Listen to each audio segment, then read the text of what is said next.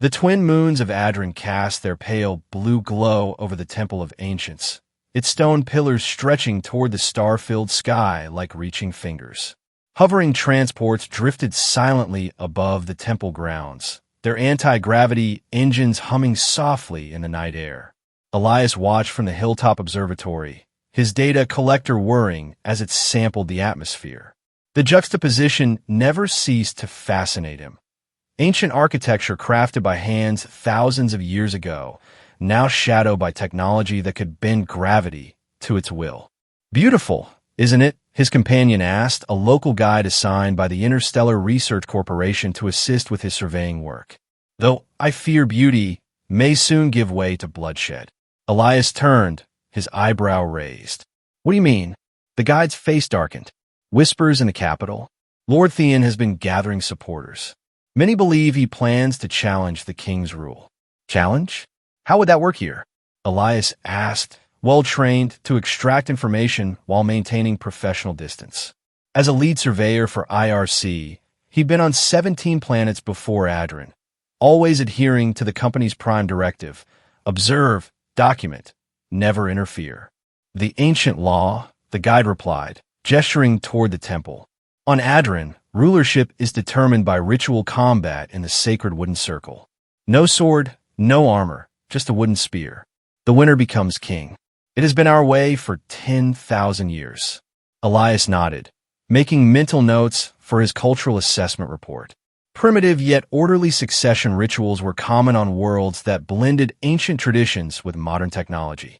What made Adran unique was the seeming reverence all citizens held for this particular law, despite their clear technological advancement. "Will you be attending the Festival of Lights tomorrow?" the guide asked, changing the subject. "I hadn't planned to," Elias replied. "My directive is to collect geological samples from the northern quadrant." "A pity. It's quite spectacular." The guide's words were cut short by distant shouts. Down in the valley beneath them, figures moved frantically through shadows. Elias adjusted his optic enhancer, focusing on the commotion. A group of armed figures in sleek armor pursued someone through the ancient ruins that bordered the temple grounds. The fleeing figure, slender, with long hair streaming behind them, seemed to be limping. "We should leave," the guide whispered urgently. "Corporation rules?" "Yes." "Non interference." Elias nodded automatically, but something held him in place. The pursued figure stumbled, falling behind a broken column. The pursuers slowed, weapons drawn, scanning the ruins methodically. "This doesn't concern us," the guide insisted, tugging Elias's sleeve. But Elias had already seen what the guide hadn't: the glimmer of royal insignia on the fugitive's torn cloak. Whoever they were, they held political significance. His data would be incomplete without understanding what was happening. At least, that's what he told himself as he slipped away from his guide and moved down the hillside. "Wait, what are you?" The guide's protest faded as Elias descended into the ruins. Moving silently between ancient stones, Elias drew closer to where the fugitive had fallen. The pursuit party had split up, searching methodically through the rubble. Elias ducked behind a fallen pillar and found himself face to face with the fugitive, a woman with fierce eyes and a bleeding gash across her forehead. She immediately reached for what appeared to be a ceremonial dagger at her belt. "I'm not with them," Elias whispered quickly, raising his hands. "I'm an off-worlder. I can help you." The woman's eyes narrowed suspiciously. Why would an off-worlder risk involvement in Adran affairs?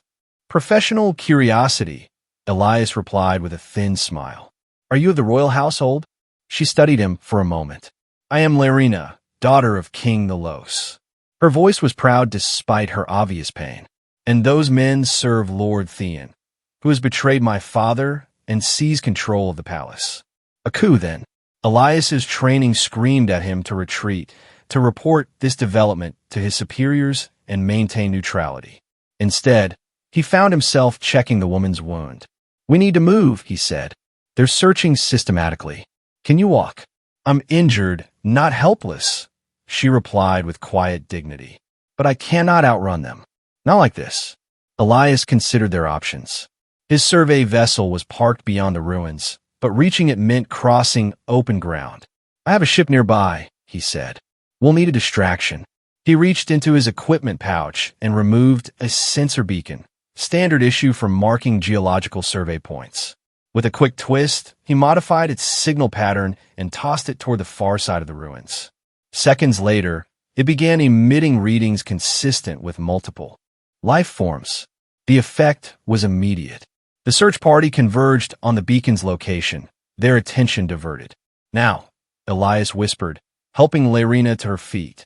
Together they slipped through the shadows, moving quickly despite her injury. Behind them, angry shouts indicated the search party had discovered the deception. By the time they reached his vessel, pursuit was close behind. Elias activated the entry hatch and helped Lerina inside before climbing it himself. The ship's engines hummed to life. "You realize," Lerina said as the vessel lifted off, "that you've just involved yourself in a planetary coup. Your professional curiosity has made you a target of Lord Theon." Elias watched the ruins shrink beneath them, the search party's lights tiny pinpricks in the darkness. His communication panel blinked, likely his guide reporting his unauthorized departure. He switched it off. "I suppose it has," he replied quietly, the full weight of his actions settling on him. He had just violated the most sacred principle of his profession. No matter how he justified it, he had chosen a side. As the ship rose into Adran's night sky, Elias knew his meticulously ordered life had just become infinitely more complicated. Dawn broke over the Viridian forest, painting the leaves in shimmering gold. Elias's vessel was hidden beneath a canopy of giant ferns, its cloaking systems active. Inside, he tended to Lyrina's wound while monitoring communications channels. The news was grim. "Lord Theon has announced that King.No is gravely ill," Elias reported, turning from the monitor. "He claims to be acting as regent until your father recovers." Lyrina's laugh was bitter. "My father was in perfect health yesterday when I left him to visit the outer temples. This illness is Theon's doing." She winced as Elias applied a healing compound to her forehead. "Why now?" Elias asked. "What triggered this coup?" Lyrina's eyes darkened. "The Festival of Alignment. Every 7 years, the moons align perfectly above the sacred wooden circle. It's traditionally when challenges for the throne can be issued." She paused. "My father is aging. Theon has been patient, gathering allies, waiting for the perfect moment." Elias considered this information. "And the ritual combat, the spear combat, it's still practiced?" "It is our most sacred tradition," Lerina replied. "By ancient law, the one who wins becomes king. No sword, no armor, just a wooden spear. That has been enough for 10 millennia of peaceful transitions of power." Her voice hardened, "until Theon decided to seize power before the ritual." A soft beeping interrupted them, Elias's communicator. The call signature indicated his corporate supervisor. With a grimace, he accepted the transmission. "Surveyor Elias," came the stern voice of Director Marshall. "Your guide reports you've abandoned your assignment and interfered in a local political situation. Explain yourself immediately." Elias glanced at Lerina before responding. "I encountered a situation that required immediate humanitarian assistance. A local was being pursued by armed men." "That local is reportedly the Princess of Adran," Marshall replied coldly. "You've inserted yourself into a political coup on a Category 3 development world. This violates at least 7 protocols. With respect, Director, you will return to your designated survey zone immediately. We're sending extraction coordinates. The corporation cannot be associated with local conflicts." The transmission ended. Elias stared at the blank screen, feeling the weight of his employer's disappointment. "You should go," Lerina said quietly. "You've risked enough already. This isn't your fight." Before Elias could respond, the vessel's proximity sensors chimed. Someone was approaching through the forest. He moved to the viewport, tension coiling in his muscles. 2 figures emerged from between the massive trunks. A tall, broad-shouldered man with a weather-beaten face and a slight, elderly woman in ornate robes. "Say it in," Lerina exclaimed, recognizing the man. "And Keeper Arlana." Friends of yours? Elias asked cautiously. Satan was captain of my father's guard before Theon had him dismissed. Arlana is the keeper of ancient knowledge, one of the temple guardians. Larina moved to the hatch. They could be trusted. Elias hesitated, but eventually lowered the ramp, allowing the newcomers aboard. Satan immediately knelt before Larina, while Arlana studied Elias with penetrating eyes. Princess, Satan said, his voice rough with emotion. Thank the ancients you're safe. We feared the worst when we heard of Theon's treachery.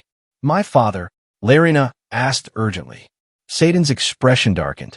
Alive, but imprisoned in his own chambers. Theon claims he's ill, but none of the royal physicians have been allowed to see him.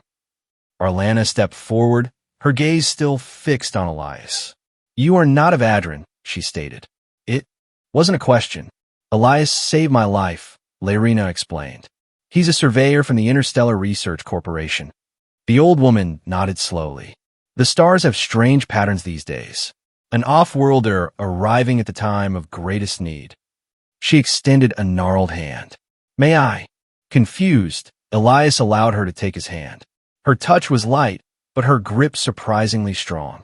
She closed her eyes for a moment, then released him. You have chosen a difficult path by helping our princess, she said. One that leads away from your own people's rules.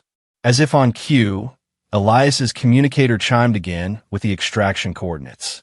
He glanced at the display, then back at the three Adronians watching him. What's your plan? He asked Larina. If Theon has your father in control of the palace, what can we possibly do? The Festival of Alignment is in 3 days, she replied. By law, Theon cannot be crowned until then. We must free my father before the ritual. Satan shook his head grimly. The palace is heavily guarded. Theon has brought in mercenaries from the outer settlements, warriors loyal to him alone. And what of General Zorth? Larina asked. With Theon, Satan spat. The general supports the coup. He will likely be Theon's champion in the ritual combat. Elias watched the exchange silently, his mind racing. The extraction coordinates blinked on his monitor. Safety, neutrality, his career. All he had to do was follow protocol and walk away from his conflict. There must be some way to reach the king, he said instead, surprising himself. Arlana smiled, as if she'd expected this. There is an ancient passage beneath the temple that leads to the palace. Few remember it exists. I can guide you there. It's too dangerous, Satan objected. If you're captured, Theon will execute you all. And if we do nothing, my father dies and Theon takes the throne, Larina countered. She turned to Elias. But this isn't your battle. Your people have called you back. I won't ask you to defy them further. Elias looked at the extraction coordinates one more time before switching off the communicator entirely. I'm already involved, he said quietly. Besides, I haven't completed my survey of Adren's cultural institutions. This seems like a unique research opportunity. Larina's smile was worth the weight of protocol he'd just cast aside. As they prepared to move deeper into the forest toward the hidden temple entrance, Elias caught Arlana watching him thoughtfully. You look troubled, Keeper, he observed. I was remembering an old prophecy, she replied, that in the time of greatest darkness, a Star Walker would help restore Adren's light. She paused, though I never imagined the Star Walker would carry such strange devices. Elias smiled despite himself. I'm no chosen one, Keeper, just a surveyor who made a choice. All destinies begin with a single choice, she replied enigmatically. The question is what choices will follow. As they ventured deeper into the forest, Elias wondered exactly that. He had already crossed one line. How many more would he need to cross before this was over? The ancient tunnels beneath the sacred temple complex twisted like the roots of some enormous tree, descending deep into Adren's crust. Phosphorescent fungi clung to the stone walls, casting an eerie blue glow that illuminated their path. Elias had activated his suit's recording systems. Whatever happened, this would be unprecedented documentation of Adren's subterranean architecture. These passages were built by the first kings, Arlana explained as she led them through the labyrinth. Long before we achieved spaceflight, when Adren was still divided into warring tribes. Yet you maintain these ancient traditions even after developing advanced technology, Elias observed. Most societies abandon such rituals as they progress. We remember the cost of forgetting, Saidin said grimly. The Great Burning nearly destroyed our world 1,000 years ago. Technology without wisdom, power without restraint. Larina nodded. The ancient law saved us from extinction. Combat with wooden spears ensures that leadership is won through skill and courage, not destructive weapons or powerful allies. And your people accept this? Even now, Elias found it difficult to believe that a spacefaring civilization would still determine leadership through ritual combat. The law is sacred, Arlana replied simply. Even Theon cannot openly defy it. That's why he moves now, to secure his position before the ritual. They paused at a junction where 3 tunnels diverged. Arlana considered each path before selecting the middle passage. As they continued, the tunnel began to slope upward. We're approaching the palace foundations, she whispered. From here, we must move with utmost caution. Saidin took the lead, his hand resting on the hilt of his ceremonial blade. The tunnel eventually ended at a stone wall inscribed with ancient symbols. Arlana traced specific patterns with her finger, and the wall silently receded, revealing a hidden chamber beyond. The royal meditation room, Larina explained softly, connected to my father's private quarters. They emerged cautiously. The chamber was dimly lit by hovering light orbs, its walls decorated with intricate tapestries depicting past ritual combats. A figure sat motionless on a meditation pad in the center of the room. King.No himself, his back to them, apparently in deep meditation. Father! Larina rushed forward, but Saidin caught her arm. Wait, he warned. Something's wrong. The king didn't move. As they approached cautiously, Elias's scanner detected familiar energy patterns. A containment field, nearly invisible to the naked eye, surrounded the king. He's trapped, Elias whispered. Some kind of stasis field. Theon's work? Larina hissed, her face contorted with rage. He's using technology to mimic meditation, keeping my father alive, but immobilized. Can you disable it? Saidin asked Elias. Before he could answer, a voice spoke from the chamber entrance. I'm afraid that would be unwise. They turned to find Lord Theon standing in the doorway, flanked by 4 guards and a towering figure in ceremonial armor, General Zorith. Theon himself was tall and lean, with sharp features and calculating eyes. His smile didn't reach those eyes as he studied the group. Princess Larina, returning at last, and with such interesting companions. His gaze settled on Elias. An off-worlder. How unprecedented. Release my father, traitor, Larina demanded, her voice steady despite the danger. Your father is ill and receiving the best care, Theon replied smoothly. I'm merely safeguarding the throne until the Festival of Alignment. With a stasis field? Elias challenged. That hardly seems like medical treatment. Theon's eyes narrowed. You are perceptive for an outsider, and foolish to involve yourself in our affairs. Zorith stepped forward, his massive frame imposing even without weapons. The king is secure, as the princess will be once we take her into protective custody. And her companions? Theon asked with false concern. The old woman can return to her temple, Zorith replied coldly. The warrior and the off-worlder have committed treason by aiding the princess's unauthorized entry. They will be executed. Saidin drew his blade, positioning himself between the threat and Larina. You'll have to kill me first. That was always the intention, Theon smiled.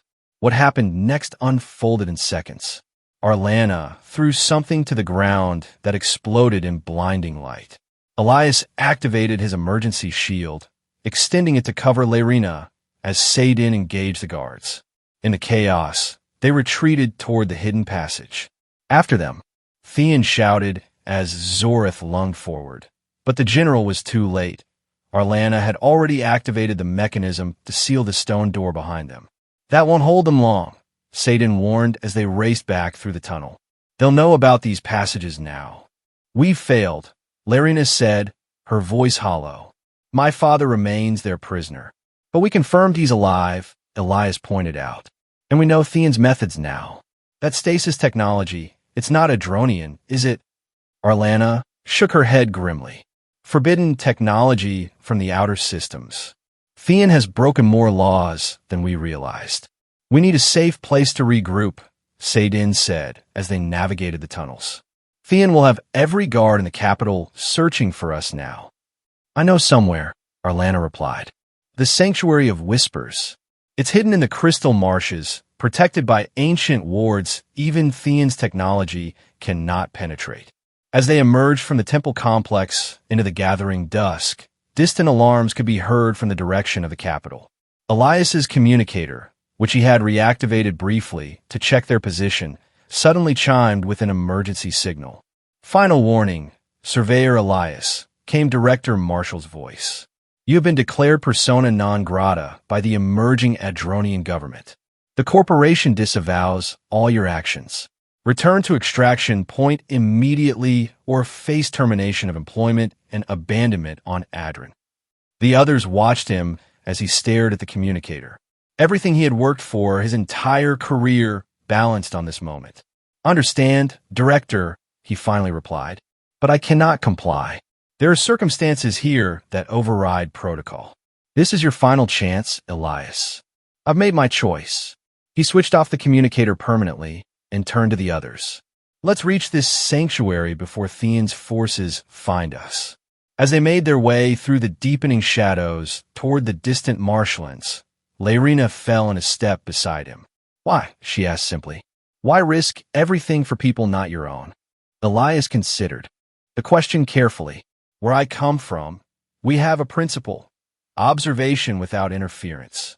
For years, I've documented worlds, civilizations, conflicts, always watching, never acting. He paused.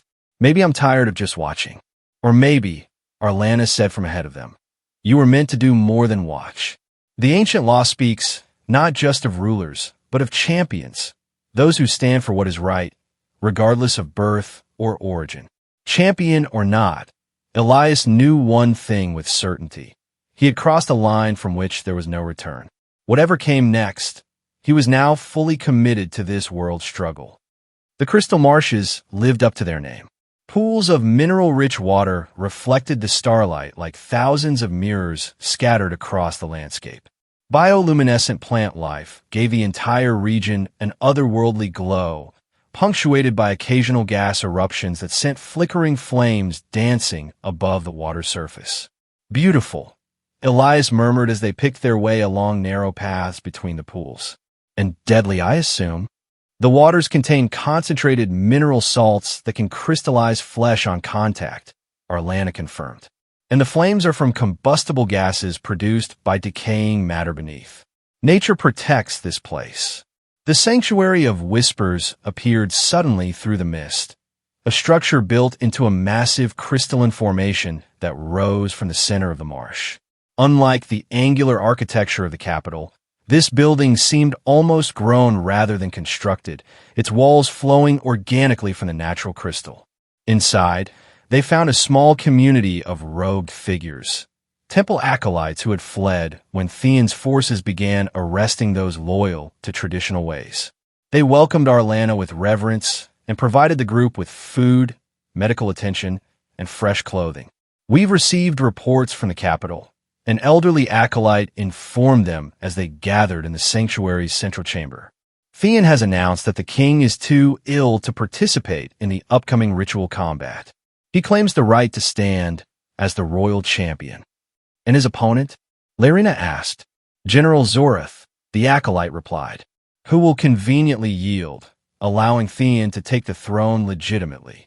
It's a mockery of the ancient law, Saidin growled. The combat must be genuine. But effective, Elias observed. He maintains the appearance of tradition while ensuring his victory. Clever. Laerina paced the crystalline floor. Then we must present our own champion. Someone Theon cannot control. All eyes turned to Saidin, who straightened his shoulders. I would be honored to fight for the true crown, princess. But Zorath defeated me once before. He knows my techniques, my weaknesses. We need someone unexpected, Arlana said thoughtfully. someone whose fighting style Zorith has never encountered. The silence that followed was heavy with implication as gazes gradually shifted toward Elias. "You can't be serious," he said, looking from face to face. "I'm not a warrior. I'm a surveyor." "You're an off-worlder," Arlana replied, "with training and techniques unknown to Adrin. Zorith would have no reference for your fighting style. But the ritual combat has specific rules, traditions," Elias protested. "I know nothing of them." "You can learn," Satan said firmly. "I can teach you the basics of spear combat. And I can instruct you in the ritual aspects," added Arlana. "The movements, the traditions." Larina stepped forward, her eyes intent. "Elias, I would never ask this of you. You've risked everything already. But there's no one else," Elias finished for her. The reality of their situation was clear. Satan would likely lose to Zorith. Larina herself was skilled, but lacked the physical strength to defeat the general. The acolytes were scholars, not fighters. "There must be someone else on this entire planet," he said with a weak laugh. "Anyone known to support the true crown has been arrested or gone into hiding," the elderly acolyte explained. "And an unknown champion would immediately be suspected as an ally of the princess. They would never reach the sacred circle." "But you," Arlana said, "you are an off-worlder. You can claim neutrality, a desire to witness and participate in Adronian culture. Theon cannot refuse without insulting the ancient traditions that allow any worthy individual to enter the circle." Elias ran a hand through his hair, the weight of their expectations pressing down on him. "And if I lose, what happens to all of you?" "To the king. If you lose honorably, the ancient law must still be respected," Larina replied. "My father would remain alive, if imprisoned, and I would retain my claim to petition for his release. And if I win," the question hung in the air. "Then by ancient law, you would be king," Arlana said simply, "unless you cede that right to another." The absurdity of it almost made Elias laugh. Him, a planetary surveyor, potentially becoming king of an advanced alien civilization through ritual combat with wooden spears. It was the kind of scenario that would be rejected as too implausible even for corporate training simulations. Yet here he was, with lives potentially an entire planet's future, depending on his decision. "I'll need intensive training," he finally said. "And there's not much time." The relief on their faces was palpable. Satan clasped his shoulder firmly. "We begin now. By the time the moons align, you will be ready." What followed were the most grueling days of Elias's life. By day, Satan drilled him relentlessly in the art of spear combat. Not just techniques, but the philosophy behind them. "The wooden spear represents our connection to Adrin itself," Satan explained as they practiced basic stances. "It bends but does not break. It is both weapon and symbol." Elias learned quickly that Adronian combat was less about brute force and more about balance, positioning, and redirection of energy, principles not entirely unlike some earth martial arts he'd studied in his academy days. His body ached constantly, but he found himself improving rapidly under Satan's tutelage. By night, Arlana instructed him in the ritual aspects, the ceremonial movements, the traditional words, the history behind the sacred wooden circle. "The circle represents the continuity of leadership," she told him. "Unbroken, eternal, serving the people rather than ruling them." Between training sessions, Elias studied recordings of Zorith's previous combats, analyzing the general's fighting style. The man was powerful and skilled, but predictable, relying on strength and intimidation more than strategy. "He has a weakness in his left side," Elias noted after watching a particularly brutal match. "He favors his right arm excessively." "An old injury," Satan confirmed, "from a northern campaign. Few have exploited it successfully." "I'll need to," Elias replied grimly. On the eve of the Festival of Alignment, as the twin moons of Adrin began their celestial approach toward perfect conjunction, Larina found Elias alone on the sanctuary's observation platform, gazing at the stars. "Having second thoughts?" she asked, joining him at the railing. "About a dozen per minute," he admitted with a wry smile. "I keep thinking about what my instructors at the academy would say if they could see me now." "And what would they say?" I've lost my mind. That a surveyor's job is to observe and document, not participate. Certainly not to engage in ritual combat for a planetary throne. He turned to face her. They'd be right, you know. Would they? Lyrina's expression was thoughtful. Is observation without action truly understanding? Can you know a people, a world, without sometimes becoming part of their struggle? That's dangerously close to justifying colonialism, Elias countered, imposing outside influence on sovereign civilizations. Except you were invited, she pointed out. You didn't impose yourself. You made a choice when you saw injustice.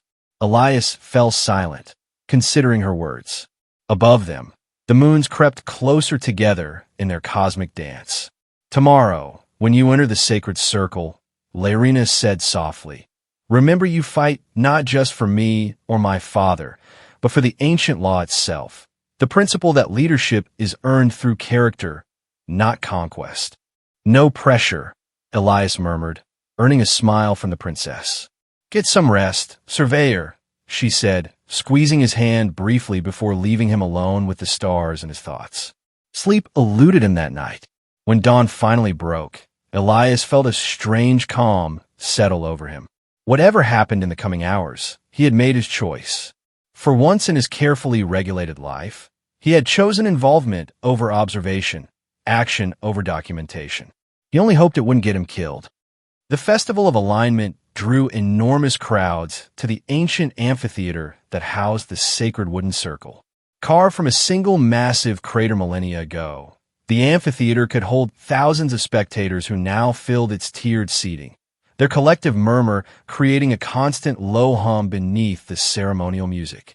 At the center, illuminated by shafts of sunlight, lay the circle itself, a perfect ring of polished stone inlaid with luminescent minerals that would glow when the moons aligned overhead. Two wooden spears, each carved from the sacred verdant tree, rested crossed at the circle's center. Elias stood in the preparation chamber, dressed in the traditional combat garments, simple, unadorned fabric designed for mobility. Arlana had applied ritual markings to his face and arms, symbols whose meanings he had memorized: honor, courage, wisdom. Remember, Satan instructed one final time, Zorith will expect you to be nervous, inexperienced. Use that. Let him think you're overwhelmed. Until the moment you strike. Elias nodded, his attention fixed on the mental strategies he'd developed. His scientific mind had analyzed Zorith's fighting patterns, identified vulnerabilities, calculated probabilities. Now he needed to translate that analysis into physical action. It's time, announced a temple acolyte at the chamber entrance. Elias took a deep breath. Where are Lyrina and the others? The princess watches from the sacred observer's platform, Satan replied. I will join her there. Arlana has her role in the ceremony. With a final clasp of Satan's forearm, Elias followed the acolyte toward the amphitheater entrance. The corridor opened onto a scene that momentarily took his breath away. Thousands of Adronians in ceremonial attire, the afternoon sun casting long shadows across the ancient stone, and directly opposite his entrance, the imposing figure of General Zorith emerging from another tunnel. Between them, Lord Theon stood at the edge of the sacred circle, resplendent in ceremonial robes. His voice, amplified by hidden technology, carried throughout the amphitheater. People of Adren, the sacred moons approach their alignment, marking the time of transition and renewal. As acting regent in our beloved king's absence, I oversee this sacred ritual. He gestured toward Zorith. General Zorith, champion of Adren's military might, has issued his claim to enter the circle. Zorith raised his arms, and cheers erupted from sections of the crowd. His supporters, Elias realized, strategically positioned throughout the amphitheater. And in an unprecedented development, Theon continued, his voice betraying a hint of annoyance, an off-worlder has invoked the ancient right of challenge. He turned toward Elias. Surveyor Elias of the Interstellar Research Corporation claims the right to enter the sacred circle. Murmurs rippled through the crowd. An off-worlder participating in the sacred ritual was unheard of. Some spectators appeared outraged, others curious. By what right do you claim entry to our most sacred tradition? Theon demanded, following the ritual script but infusing it with genuine indignation. This was the moment Arlana had prepared him for. Elias stepped forward, his voice clear and steady. By right of the first law of Adrin, which states that any who would serve truth and justice may step into the circle, regardless of origin. He had memorized the ancient text perfectly. I stand not for myself, but for the true spirit of your traditions. Before Theon could respond, Arlana moved to the ceremonial dais. Her role as keeper of knowledge, granting her authority, even Theon couldn't openly challenge. The off-worlder speaks the ancient law correctly, she announced. None may be denied who come with honor and speak the words true. Theon's face tightened momentarily before he controlled his expression. Very well. The challenge is accepted. When the moons align, the combat begins. As ceremonial attendants led both combatants to opposite sides of the circle, Elias caught sight of Laerina and Saidin on a raised platform. The princess's face was composed, but her eyes conveyed a mixture of hope and fear. Beside her sat an empty ceremonial throne, a reminder of her father's absence. Ancient instruments began a slow, rhythmic pulse as attendants directed both combatants to their positions. Elias could feel Zoratha's eyes on him, sizing him up, likely dismissing him as insignificant. The general's massive frame dwarfed Elias, muscles rippling beneath ceremonial garments. The twin moons became visible in the afternoon sky, drawing closer to perfect alignment. Their approach cast an increasingly bright blue glow across the amphitheater, causing the minerals in the sacred circle to begin their own subtle illumination. Combatants, Theon announced, approach and receive your weapons. Elias and Zorath stepped to the circle's center where the crossed wooden spears lay. Following protocol, they each knelt on one knee, heads bowed. Ceremonial attendants lifted the spears and presented them. These are the spears of truth, Arlana proclaimed, her voice carrying surprising strength for her age. Fashioned from the heart of the verdant tree, they bend but do not break. They pierce but do not destroy. Through them, the will of Adrin is made manifest. Elias grasped his spear, feeling the smooth wooden surface beneath his fingers. It was lighter than the practice weapons Saidin had trained him with, perfectly balanced. Across from him, Zoratha's hand engulfed his own spear, his expression one of barely contained eagerness. They returned to their positions at opposite sides of the circle. Above, the moons crawled ever closer to perfect alignment. The ancient law is clear. Theon continued the ceremony, though Elias detected the strain in his voice. No sword, no armor, just a wooden spear. The one who wins becomes king. He paused dramatically. Should the off-worlder prevail, he may claim the throne or bestow it upon one of royal blood.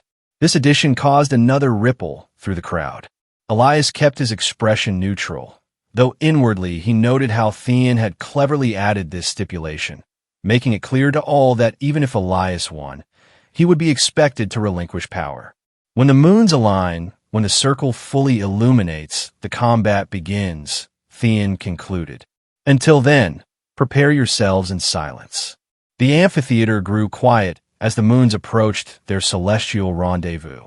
Elias used these final moments to center himself, recalling Saidin's training, Arlana's teachings, and his own analytical observations of Zoratha's fighting style.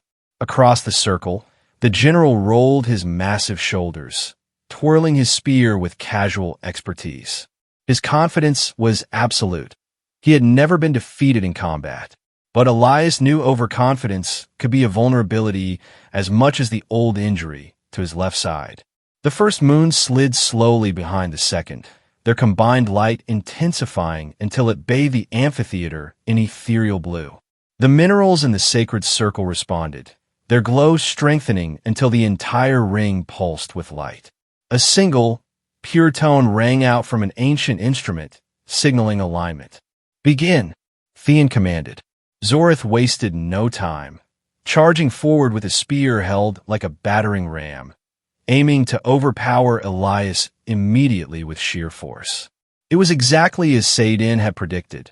Zorath would try to end the match quickly, assuming the off-worlder would be easily intimidated. Elias waited until the last possible moment before sidestepping with the fluid motion Satan had drilled into him for days. Zoratha's momentum carried him forward as Elias pivoted, using the blunt end of his spear to strike the general's right shoulder. Not enough to damage, but sufficient to throw him further off balance. The crowd gasped. No one had expected the off-worlder to land the first blow. Zorath recovered quickly, whirling to face Elias with new respect in his eyes. "Impressive," he growled. "You've had training." Elias maintained his stance, spear at the ready. "I'm a quick study." The general circled more cautiously now, feinting with his spear to test Elias's defenses. Elias responded with measured movements, neither overcommitting nor retreating excessively. They exchanged a series of probing strikes, each assessing the other's technique. From the corner of his eye, Elias could see Theon watching intently, his expression darkening as the quick victory he'd expected failed to materialize. On the royal platform, Laerina leaned forward, her hands gripped tightly together. Zorath suddenly changed tactics, unleashing a flurry of strikes that drove Elias backward. The general's experience showed in his precise attacks, each one flowing into the next with practiced efficiency. Elias blocked and parried, but found himself giving ground, moving dangerously close to the circle's edge. "You cannot win, off-worlder," Zorath said, his voice low enough that only Elias could hear. "This is not your world, not your fight." Elias didn't waste breath on a reply, focusing instead on the pattern of Zorath's attacks. There, the subtle hesitation before strikes that required full extension of his left side. The injury Satan had mentioned was affecting the general's fighting style, creating a microsecond delay that most opponents would never notice. But Elias, with his surveyor's attention to detail, saw it clearly now. He allowed himself to be driven back one more step before executing the countermove Satan had taught him, a swift drop and pivot that placed him suddenly at Zoratha's left side. Before the general could compensate, Elias struck with the shaft of his spear, targeting the precise spot where the old injury would be most vulnerable. Zorath grunted in pain, momentarily stunned. The crowd erupted in exclamations of surprise. Elias pressed his advantage, driving forward with a series of quick strikes that kept the general on the defensive. For several moments, the dynamic had reversed, the off-worlder pushing forward, the legendary general retreating. Elias could see fury building in Zoratha's eyes, the dangerous pride of a warrior who had never known defeat. When the counterattack came, it was with redoubled ferocity. Zorath abandoned technique for raw power, his spear becoming a blur as he hammered at Elias's defenses. One strike slipped through, catching Elias's shoulder with enough force to spin him halfway around. Pain lanced through his body, but Elias rolled with the momentum, creating distance. The crowd roared, sensing blood. Theon's face showed the first signs of relief. Elias regained his stance, ignoring the throbbing in his shoulder. Zorath charged again, clearly intending to finish the match while he had the advantage. This time, however, Elias was ready. He dropped to one knee at the last instant, angling his spear upward, not to injure, but to redirect. The maneuver caught Zorath mid-stride. The general's own momentum carried him over Elias, his balance compromised. As he stumbled forward, Elias swept his legs with the spear shaft, sending Zorath crashing to the ground. The amphitheater fell silent in shock. The renowned general lay face down in the sacred circle, his spear fallen from his grasp. Elias moved quickly, retrieving both spears and standing over his opponent. According to the ritual, he could now claim victory by touching both spears to the back of the fallen challenger. Zorath rolled over, looking up at Elias with a mixture of fury and disbelief. "Finish it," he growled. Elias held both spears poised. One simple motion would end the combat, declare him victor, and, according to ancient law, make him king of Adren. The thousands of spectators held their collective breath. On the royal platform, Laerina had risen to her feet, her face tense with anticipation. "No." The single word echoed in the silence. Elias lowered one spear, offering it back to Zorith. "Stand and fight with honor," he said, loud enough for all to hear. "Let this victory be earned, not given." A murmur of approval rippled through the crowd. Even those who had opposed the off-worlders' participation recognized the gesture for what it was: respect for their traditions, their concept of honorable combat. Theon's face contorted with barely suppressed rage. This was not proceeding as he had planned. Zorith slowly rose, taking the offered spear. For a moment, his expression was unreadable. Then, to Elias's surprise, he inclined his head slightly, a warrior's acknowledgement. "You fight with the spirit of Adrin," the general said. "Perhaps the ancient law is wiser than I understood."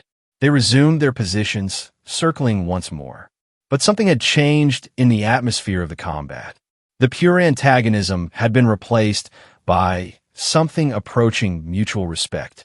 Their next exchange was like a dance, technical, precise, each movement countered and recountered with increasing sophistication. The crowd watched in fascination as Off-Worlder and General demonstrated mastery of the wooden spears, neither giving nor asking quarter. Elias felt a strange clarity descend upon him. His analytical mind merged with his body's movements, creating a flow state where he could anticipate Zorith's actions almost before the general initiated them. It was like reading the subtle geological signs of a planetary survey, seeing patterns where others saw only chaos. The moment came suddenly. Zorith committed fully to a powerful thrust, momentarily exposing his left side. Elias saw the opening and moved without hesitation, not to injure, but to disarm. His spear struck the general's wrist with precision, causing Zorith's fingers to involuntarily release his weapon. In the same fluid motion, Elias swept his foot behind the general's ankle and pushed forward with his shoulder. Zorith, unbalanced and disarmed, toppled backward to the ground. This time, there was no hesitation. Elias placed the tip of his spear against Zorith's chest, directly over his heart, the ritual position of victory. "Yield," he said quietly. For one tense moment, the general's pride warred visibly with reality.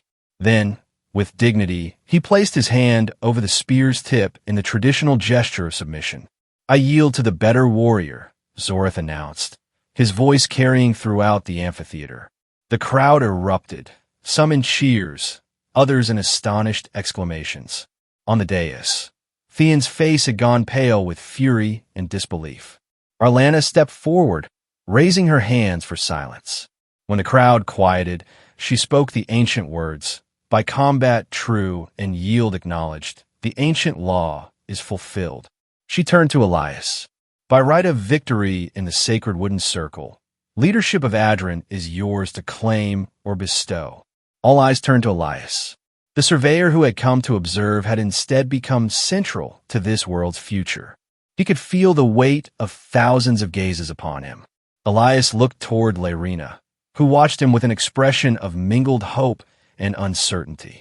Then he turned to address the assembled crowd. "People of Adrin," he began, his voice steady, "I am not of your world. I came here to learn, to understand your ways. In doing so, I found something worth fighting for, not power, but principle. The principle that leadership should be earned through character, not seized through deception." He gestured toward Theon, who stood rigid with anger. "Lord Theon has manipulated your traditions to serve his ambition. He holds your rightful king prisoner with forbidden technology. He arranged this combat, expecting an easy victory that would legitimate his coup." Murmurs of shock and anger spread through the crowd. Theon stepped forward, his face livid. "These are lies from an off-worlder who understands nothing of our ways," he shouted. "Guards, seize him. This ritual is corrupted." But the guards hesitated, looking between Theon and the victor of the sacred combat. Ancient law had been fulfilled before their eyes. To interfere now would be sacrilege. Seeing his control slipping, Theon reached beneath his ceremonial robes and withdrew a small device, a weapon unlike the traditional arms of Adrin. "I will not be denied by an alien interloper," he snarled, aiming the device at Elias. Before he could activate it, a spear flashed through the air, striking Theon's hand with stunning accuracy. The device clattered to the ground as Theon howled in pain. All eyes turned to the source of the throw. General Zorth stood tall, his arm extended from the follow-through. "No technological weapons in the sacred circle," he said coldly. "That is the ancient law I swore to uphold." Temple guards moved swiftly, surrounding Theon. The Lord's supporters, seeing their leader's violation of sacred tradition, stepped back, unwilling to defend him. "People of Adren," Elias continued into the stunned silence, "I claim victory in your ritual combat, but I do not claim your throne. That belongs to those of royal blood who honor your traditions." He turned toward Laerina. "I bestow this right upon Princess Laerina, true daughter of King.No, who has fought to preserve your ancient law even at risk of her own life." Laerina descended from the royal platform, her bearing regal despite the tears that shimmered in her eyes. She approached Elias and knelt before him, not in submission, but in the ritual pose of acceptance. "I accept this responsibility," she said, her voice ringing clear across the amphitheater. "And I pledge to uphold the ancient law, to serve rather than rule, to preserve the wisdom of our ancestors alongside the progress of our future." Elias helped her to her feet.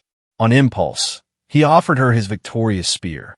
She took it, raising it high above her head as the crowd erupted in cheers.